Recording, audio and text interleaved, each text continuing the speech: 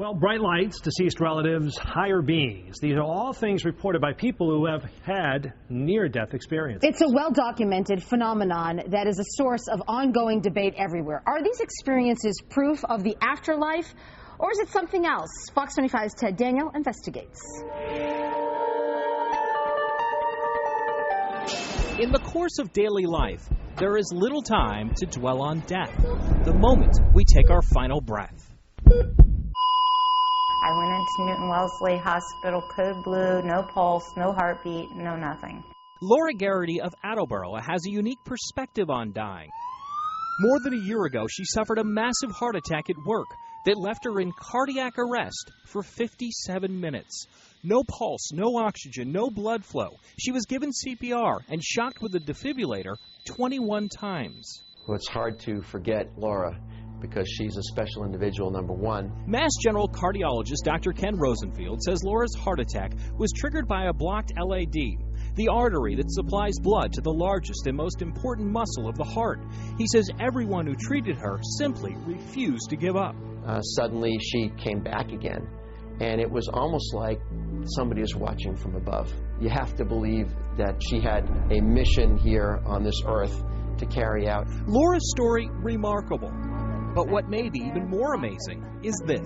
I floated up and I looked over my body and I seen it there, and there were people working on it. Laura describes a classic near-death experience where she was consumed by an indescribable feeling of peace and happiness. You'll never find it on earth, you know, and it's so hard to describe, and you feel so light. Laura says she floated above her body towards a light where two deceased loved ones were waiting. Her mother and ex-husband. I reached out my hand for my ex-husband to take it, and he wouldn't. And it was like he said, it's not your time. Laura says in a field of tall grass with mountains in the distance, she felt an energy, a magnet sucking her back into her body. As it was happening, she says she saw pictures of her son, daughter, and granddaughter flash by. Not everyone encounters the same near-death experiences, but there's many similarities. Religious and non-religious people all over the world have reported a feeling of leaving their body, traveling down a dark tunnel towards a brilliant bright light. Near-death experiences, or NDEs, may be more common than you think. According to the Near-Death Experience Research Foundation, more than 800 occur every day. And one study says nearly a quarter of the people in cardiac arrest report having one. So is this proof of an afterlife, a crossing over? The general feeling among most scientists is no. It's people experiencing the wonders of the nervous system. Dr. Martin Samuels is the chair of the neurology department at Brigham and Women's Hospital.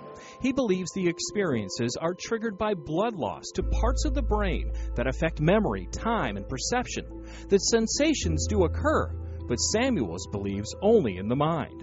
These are all manifestations of this memory distortion that happens when the brain, that part of the brain that records memory, just isn't getting enough blood, so it's not functioning normally.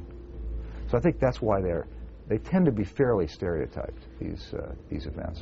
Other theories include too much carbon dioxide in the blood, REM intrusion, where the mind wakes up before the body, creating hallucinations, and another study suggests people release a flood of endorphins before they die, leading to an altered state of mind.